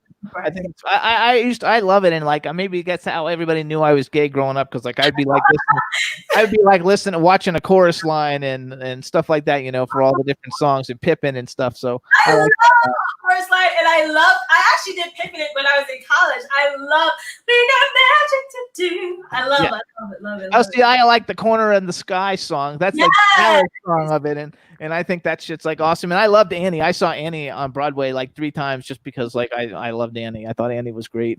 Wow. Singers that you probably don't know. Did you ever hear of Peggy Lee? Yes, I have. Did you ever hear her sing? Yeah, on YouTube. She's fabulous. Do you know who Patti LaBelle is? Of course, if only you knew. Of course. She's like my favorite. That's his favorite. Is my Patti favorite LaBelle. female singer. She and Peggy Lee are the queens of music. They have voices that are just incredible. Now, do you ever try to copy Patti? Because we have a lot of friends that say that they can hit some of the notes, but never the notes that Patti can hit. Gosh. Can you hit Patti's high C? Oh gosh. You know what? I can warm up to hit her notes because she's in the stratosphere, and I don't know how she still does it at her older age when she performs. I'm like, my God. She's exactly my age. We're both 80 years old. Woo? Yeah. You're 80? Yeah. So is And, what water are you drinking? bottled water. No, Patty and I are the same age. I think she may be a year younger, maybe, but I think we're the same age, Patty and I. We came up together the same time. I remember Patty with LaBelle, Patty and the Bells. Do you remember that? Or you don't remember You it, don't but I mean, remember did you ever that, hear but it? And that's when Patty started off back in the 50s with the Bell, Patty and LaBelle's. So wait, tell me who are some of your influences, like when you were like growing up? Some of the people that you listened to that helped develop like where you decided that you wanted to go into theater and become be a music star. Yeah, well, speaking of Patti LaBelle, she's definitely someone I looked up to later in life. But growing up, because I grew up in, I guess, the millennium time, Whitney Houston was a notable singer, and I really tried to emulate her. She was my everything. Brian McKnight, Mariah Carey, Celine Dion. I met Brian McKnight and Celine Dion both. Brian McKnight was very, very nice. Celine Dion, not so. Diva. Yeah, she was a diva, and that was like at the top of her career. What do you think of Diana Ross, another beauty? Oh, of course, Diana. I did Dreamgirls, the show, and she was actually, Diana Ross, the Supremes. She was one of the people that we had to study for the show, because the show Dreamgirls is loosely based on her and the Supremes. And I love Diana Ross. I sang her songs. I'm Coming Out. She's right, but did you ever meet her? Did you ever meet her? No, I have yet. Oh, don't. You won't want to. Don't. You won't want to sing her songs. Ron likes to dish. Well, I don't like to dish, but Diana Ross has to remember one thing. Yes. That she's a black girl, and she's forgotten that, and that's quite sad. Really? Yeah. Really? Diana Ross? Yeah, I know many people that know her, and she really lives in a different world. We also know people that loved her, that went on tour with her. They love her talent. They love her voice. I think she was wonderful in Lady Sings the Blues. She should have gotten the Academy Award. No Great question movie. about it. No question. I was voting. Oh, and that other one. And Mahogany. Great movie. Love her. I love her voice. I love her talent. But I wish that, she came from Chicago, from the project. She was a poor little skinny, not a pretty girl. And she was abused a lot. And I think now she's sort of enjoying the great fame that she has gotten and the goddess. Wait. Did you see the movie that she did with Brandy? Did you like Brandy? I know Brandy doesn't have a vocal range like you do, but I always love Brandy. And did you see that movie she did I think it was called Double Platinum, where Diana Ross is her mom? I've heard of it, but I've never actually gotten the chance to see. I gotta look for that on Amazon or something. You have to watch it. It got panned as like a terrible movie, but if you like the people that are in it, it's a good movie. It's the same thing with Mariah Carey when she did that terrible movie that she did that everybody hated. I loved it though. Glitter, right? Glitter, yeah. Like I love Glitter. I thought it was great. What about Madonna? Her movie. Yeah, but Madonna movies really aren't good. No, the one that the one she did with her then husband at the time. Sean Penn? Sean Penn. That was an okay movie. No, it got bombed. They said but it was I liked horrible, and she was the worst. I always actress. like all the movies that they say stink. If I like the people. What'd you think of Madonna? What'd you think of Madonna? I like Madonna's, I guess, her edginess, because she's probably the first artist who really, I don't know if I'm so young. I don't know if any other artist before her brought out like Vogan and things like that kind of choreography into her. No, she was the first. Right. Okay. So that's one thing I like about her. And I like how she's very vocal. She's almost like an activist outside of her music. And also she merges it within her music as well. And just all the charitable works that she does. I don't really know her music too well, but I know of her performances because I've watched and studied her a bit. I loved her, when she first came out, like in the 80s, I thought she was like fabulous. The newer stuff isn't really my like speed of what I really like, but I get that you have to evolve with what's going on. It just I like the older music better. A lot of critics and people said she really hasn't got a good voice and she can't sing. Whatever they did with Vogue, with Vogue, I loved Vogue. I love that song so much, and the music, the beat, and I think Madonna did a great job with it. What about Stephanie Mills? Do you know who Stephanie? You might be too young to know who Stephanie Yeah, Mills I is. know who Stephanie Mills is. She did the Wiz. Yeah, like I'm a big Stephanie Mills fan. I like met her once, and I was like just jumping up and down. And believe it or not, like Rhonda, we're very fortunate in what we do that we get to meet a lot of cool, famous people and work with a lot of cool, famous people. And Ron never gets excited when we meet anybody. And we were living in Philadelphia. And we were at a premiere for a TV series, and it was really cool. And but first, let me give her a little quick background. I have interviewed Betty Davis, Lauren Bacall, all these great legends of these are legends of Hollywood that people would kiss the. They're like Marilyn Monroe. They would kiss the hems of their dress if they met them. These are people that are worshipped goddesses, okay? And I never fainted. I said, "Hi, how are you?" And I sat down, had a drink, and talked to them because they're just people that work in a factory like me. Now go, Jimmy. Now. Okay, so we're at this thing, and the thing is over. We watched it. It was a lot of fun. We were meeting all kinds of cool people, and then all of a sudden, I hear him screaming, "Jimmy, come here, come here!" He's jumping up and down and screaming, and I'm like, "Oh my god!" Like I thought maybe he was dying or something. I didn't know what was going on. I run over there, and he's like, "This is Kathy Sledge." Now, do you know who the Sister Sledge is? Sledge sisters are, yeah. Sister Sledge. So he's like, "We are family," and he's like, he's jumping up and down, and he like loved it so much, and I couldn't even believe it because he's met Academy Award winners, and he's just like, "Oh, no big deal." And here he's talking to her because I mean that's a big song for the gay community, and she meant so much to me with her song "We Are Family," because all the gay kids, all colors, all religions. Yeah. We didn't have prejudice in our gay world. We don't have it. I mean, boys go out with black boys, white boys, yellow boys, brown boys. We don't give a shit. Keep going with the story. No, but the story is that when she sang "We Are Family," it meant so much to us. And meeting her was outstanding. Now I become friends with her. And I said, "Listen, you live in the next town over from us. Come over for dinner one night." She said, and I was telling her how I love Patti LaBelle. And, she said, "You know what? I might call Patti and see if Patti wants to come too." Well, I almost fell to the floor. I almost dropped dead. I said, I'm gonna cook for Patti LaBelle. I mean, who cooks better than anybody on the planet? Right. Anyway, it never happened because we moved here. Because we moved here. We had to move right away. But but Kathy Sledge is probably one of the most wonderful singers. We went to see her at 54 Below, and she did an evening of Billie Holiday with the flower in the hair, and she did Billie so well that we thought it was Billie. I was in tears when she. Do you know who Billie Holiday is? Yes, of course you know. Who the fuck doesn't know Billie Holiday? They should shoot themselves. I mean, Billie Holiday, the greatest blues singer that ever was. Nobody makes you cry like Billie Holiday. She makes you cry. You don't get happy from her. You get sad from her. Sounded like Billie Holiday? Just like her. She did a performance that the house came down. They were standing, screaming and applauding her. She was absolutely wonderful. And I love her to pieces. We're going to have her on the show again. We had so we were a radio show before we turned into a TV show, and she was our very first guest on our very first TV show was Kathy Sledge. Well, I love her.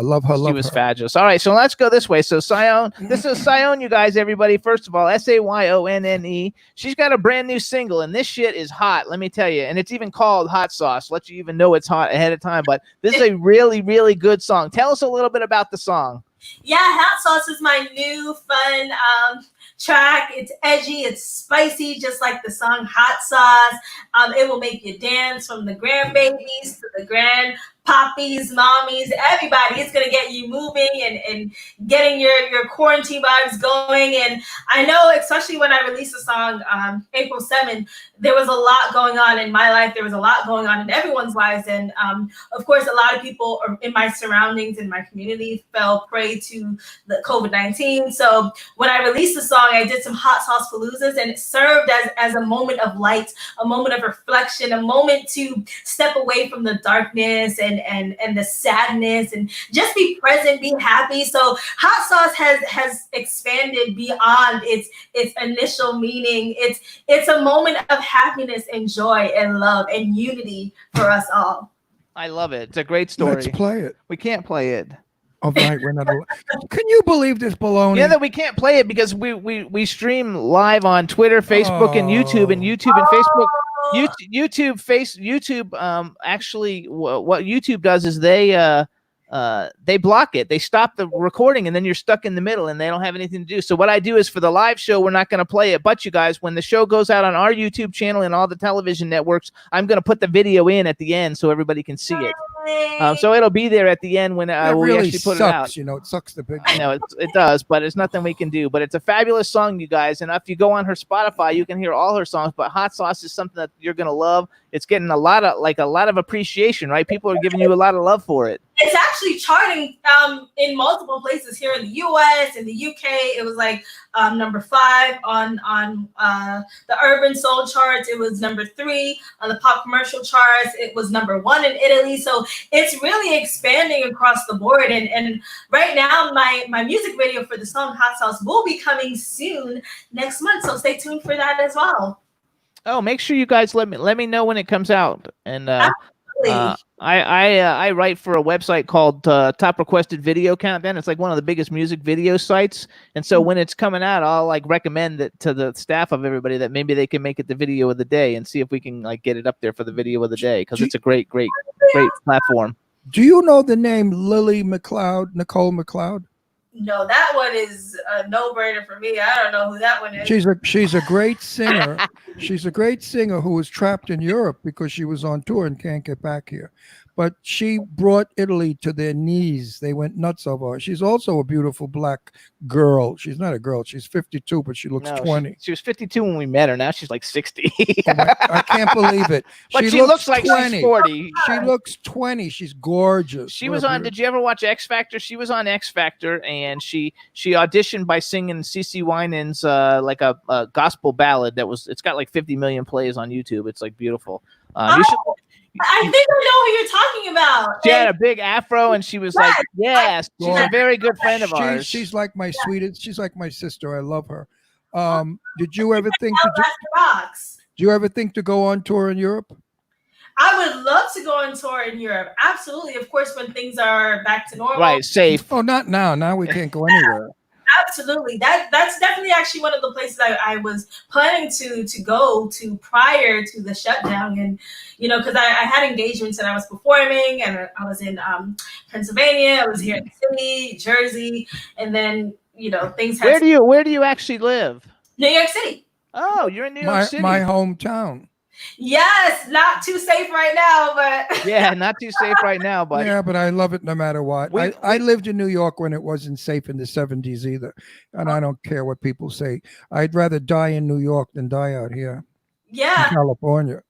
I think that we lived in Doylestown, Pennsylvania, before we moved here. Because our studio was going out of Doylestown. For 5 years we lived in Doylestown, Pennsylvania. We used to go to the city at least once a week for different like cool events. But the reason I brought up Lily was doing okay in the United States. You know, she has a song out called "What About the Children" that's unbelievably fabulous. I mean, she has a voice that doesn't quit. It's heavenly. It goes all over the place. Mm-hmm. And she went to Europe and never knowing what was going to be. Well, when she got to Croatia, they went nuts. Wow. Everywhere she has gone in Europe, she has sold out people. She's become so famous in Europe, no one knows her here in America. But in Europe, everybody knows Nicole McLeod. You're going to do that too. Look her up on your computer and listen to her all about the children. You're going to hear notes that are beautifully done. I mean, she's I haven't heard your music. I'm dying to hear your music. After we get off the show, I'll hear you. Yeah, we'll have. I'm going to play it off for him. He will love it. But judging by your speaking voice, I think you have a voice similar to Lily's, a violin in the throat. Thank you. And you know what it is? It's probably all that technical training for the theater world. You know, I've done shows like Ragtime where you have to sing legit. That's more like the operatic sound. So, right. But you know, the songs that I've been doing lately, R&B, pop, it's more intimate, it's more pulled back, it's not as gutsy, it's not much of your diaphragm being used to belt to the stratosphere, but it's great, and I think you're gonna enjoy, especially Two Worlds, Hot Sauce, and Deep End. Yeah, they're all very good. I've been listening to it all day. As soon as we wind up the show, we're gonna listen to it for sure. Yeah. I'm going crazy trapped at home. All I do is listen to watch shows of friends of ours, and I listen to music of friends of ours. So it's in a way it's good because it gives me a chance to catch up. Absolutely. Absolutely. And honestly, it keeps you creative and functioning, and not too bored. Absolutely. We so just blew a left light. That's okay. There's nothing we can do about it. We have right nice now. shading now. Look at the nice shading. So in the chat room, people are asking. First of all, everybody's talking about your smile, how beautiful your smile Beautiful is, teeth. I which love is the really teeth. beautiful. You have a beautiful, beautiful smile. They want to know if you've ever done any modeling. No, I haven't. I'm too short. I'm 5 feet flat. You could be a print model. You could not be a print model. Not runway, just print. Print, yeah. You know what's funny? I actually was on the cover of a Sapphire Emerald magazine and Melody magazine, but that was recent. But yeah, I guess that's just print work. But never ever in my life have I considered being a model because I thought I was too short. Okay, No, you're too talented. You have to be such a model. good. Have you ever considered like because you can make a name for yourself? Have you ever considered like auditioning for any of those fake shows like The Voice and American Idol or any of those things? Or have you ever auditioned for any of them? Yeah, when when they just opened they lowered the age to audition, the auditioning age. I think it was like 15 or 16 years old. I think it was X Factor. I auditioned and I got into, there's rounds. I don't know. Yes. There's rounds. So I got to the producer round. And that's where they film you and all that extraness. And then I was sent home, and then I got an email to come back as a wild card. Like I would make it onto the TV taping. My father said no. He was like, no, that was it. We're gonna try this again when you're older and don't have school and all these things to worry about. I think actually that was a smart thing to do. I think that you have a good father to do that because I think when you're I think the people that are doing those shows that are like really, really young, because now I'm watching on America's Got Talent, they're like 12 years old and stuff. I think that's too young to put people in that much pressure of a situation, and I think that it can backfire. And then also, when you're that young, you actually have to be there with the parent, and the parent has to sign the paperwork, and it's not just like American Idol where they sign you off as the talent, and you're old enough to I don't want to say sign your rights away, but make your own decisions, and they don't have to cater to you, an adult, hotel, the family, and all that extraness. So yeah, it was a good try. It can backfire on you because when I told my parents at age 16 or 17 that I wanted to be an actor, my mother said, "Oh yeah, Hollywood's waiting just for you."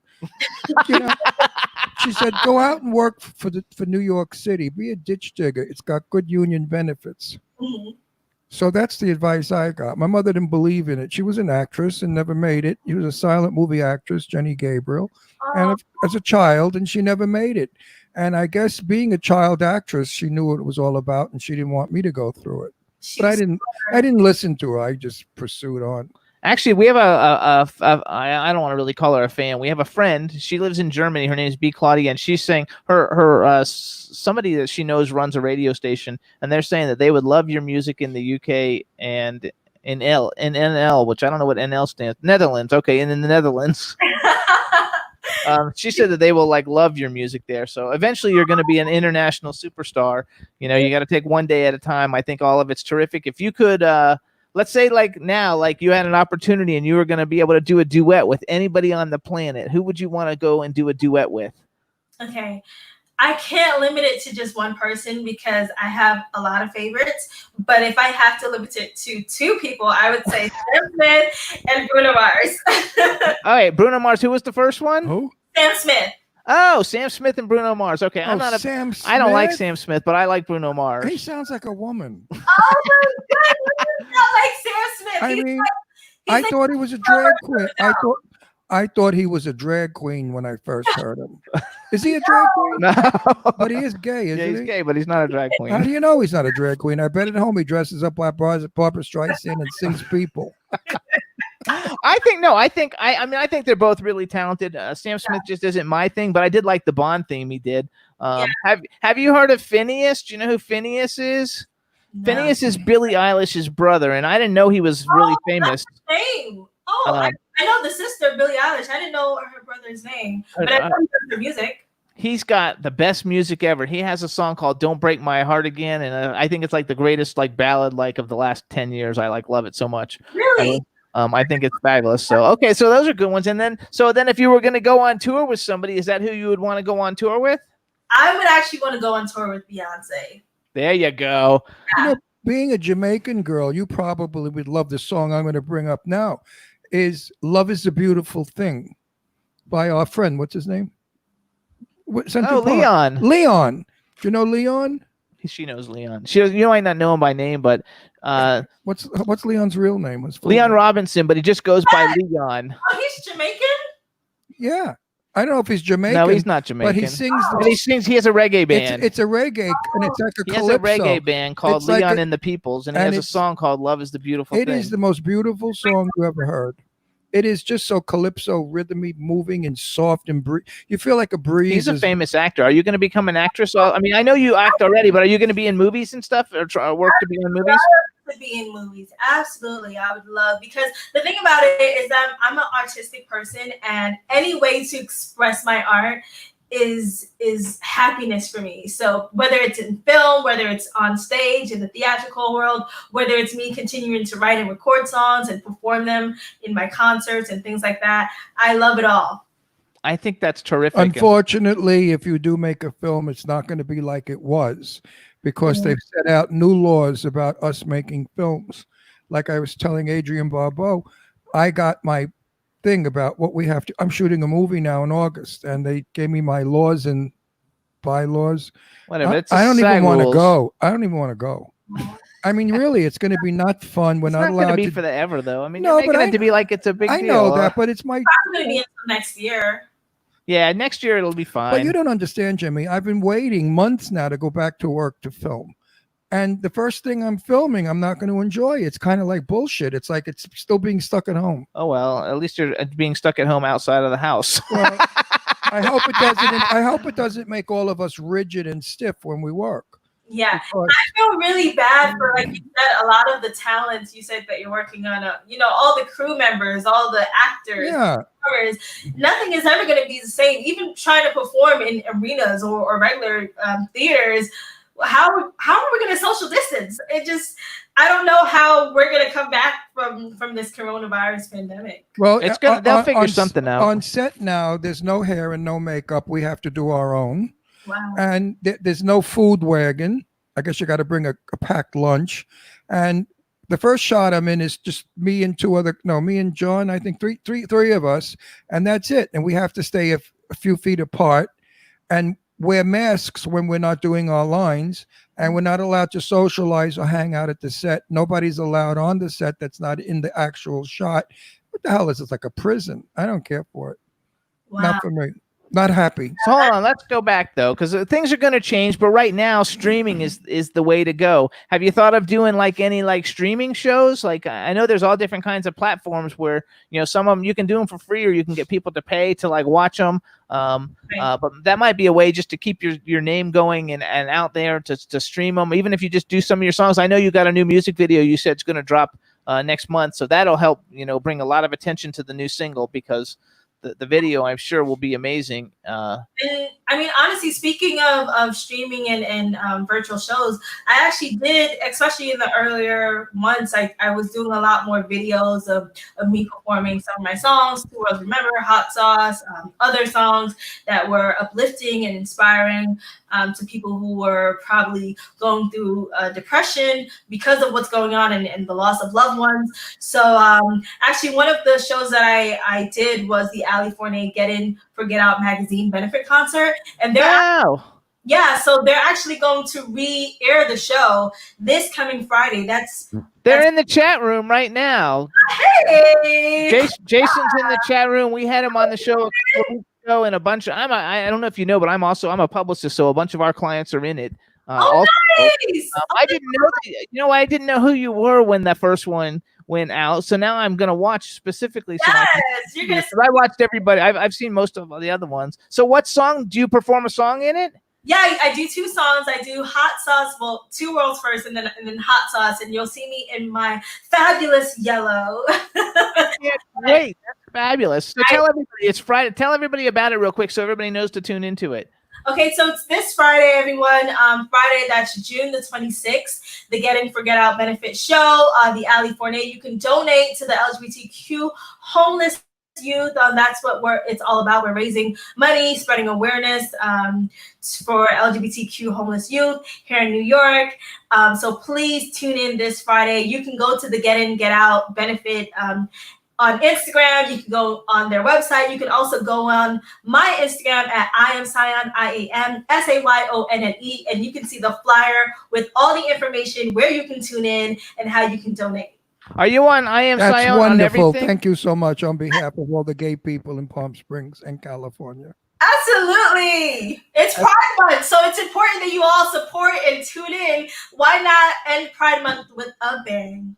Actually, Jason says hi. He wrote in the chat room. I didn't know you were in it, or I would have brought that up earlier. So, are you I Am Sayon on everything and your social media? I Am Sayon on Instagram, Twitter, Facebook, my website, IamSayon.com. The only different one is my YouTube channel, which is Sayon, SAYONNE. You can see my music videos, 2 Worlds Remember, and 689 and more. Oh, I have to go watch the videos because I only heard them all on. I didn't watch the video. I always like to watch the videos. It's exciting. I absolutely love that. I think that's freaking awesome. All right, you guys. So it's I Am Sayon, SAYONNE. That's all her social media things. You want to make sure you get her new song, Hot Sauce. She's got a bunch of other songs. So you have an EP. You have an EP that you did before, and then you have another EP that's coming out. Is that how it works? Yes, exactly. I was going to release the EP album sooner, but with everything going on, I just felt that I needed to be respectful and to be aware of the social climate and just support people who needed to be supported in our community and elsewhere. So I'm going to release it at a later date and announce the official release date on my platforms. I love it. You have a really cool family, don't you? I sure do. Yeah, your family, your parents did a wonderful job raising you because you are cheerful and ambitious, and it seems well educated, socially conscious. I mean, you really seem to have your shit together. And you're musically inclined, and you're musically educated, which is brilliant. Because being educated with English and grammar and history is okay, but we need to have music in us. Exactly. And you are musically educated, and that's a true gift. So what's a song, a popular song that's out right now that you like to listen to if you're driving down the road? That's not your own. Do you listen to your own music a lot? Do you listen to yourself a lot? No, I only listen to myself if I'm trying to improve or just reflecting on the growth of my music. Because when you're an artist, you want to constantly be better, be a better writer, be a better singer, just everything. And some of the artists, I haven't been driving down the road as of late because of quarantine, but I'm trying to think what song was I really, really obsessed with prior to quarantine. I think Adele, Make You Feel My Love. Love it. I love Adele. Now, do you have a boyfriend? No. That's because her dad probably doesn't let boys get near her because she's so gorgeous. Well, it's not because you're fat and ugly and disgusting. That's for sure. No.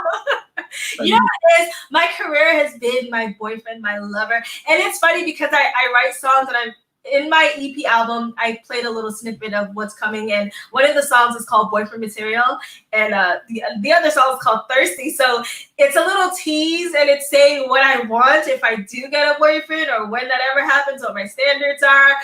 But I don't have the time to distract myself with that. Oh, come on. How old are you? No, she's like a baby. She's like a little bit. She What are can't you? tell. 19, 18, 19, 17, 20. So close. Well, at your age, romance is wonderful. As you get older, romance is not so wonderful. It changes. But there's nothing like young love. I remember. Young love is the most exciting, the most passionate. He just told you that our old people love is not as good. No, listen. When I was 20, and I saw my first boyfriend, Sal DeGeorge, for the first time, my heart flew out of my body. I couldn't sleep. I had to be with him, see him. I couldn't wait. I dreamed about him. I was at work. I was a hairdresser. I was in the back in the coloring department, and Sal called, and my boss said, "There's a Sal on the phone." I fainted. I hit the bottles of dye. They all fell on the floor. So that doesn't happen. I met Jimmy in the mall, and he said to me, he picked me up. He said, "You're the most gorgeous guy in the mall." And I said, "Get the F out of here, you jerk." You know, yeah, I mean, will you pick me up in the mall? What do I look like? From the start. Yeah. So, you know, love changes. So now at your age, go out there, have a romance. It's wonderful. And you know what? You'll write better and sing better because you'll have love in your heart. Absolutely. I mean, I could like Adele and sing about heartache. That's true. You could do that too. Well, Yeah, I want to say hi to your family because I think they've done a wonderful job. I hope that you become the biggest superstar on the planet. You're fabulous. Your personality is wonderful. Your music is wonderful, and we wish you only the best in everything that you do. And all you young girls out there, make her your model. Listen to her. Say, hey, if she can do it, I can do it. Don't let anything or anybody get you down.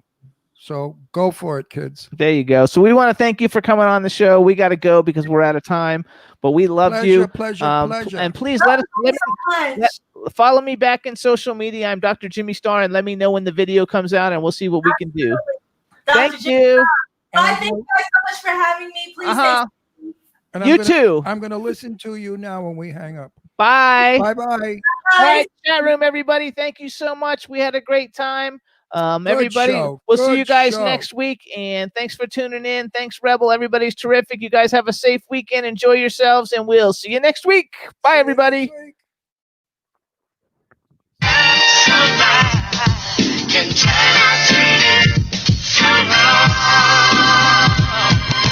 Yeah, we in the mix. Yeah, we in the mix. It's another episode. Here we go. The Jimmy Star Show with Ron Russell.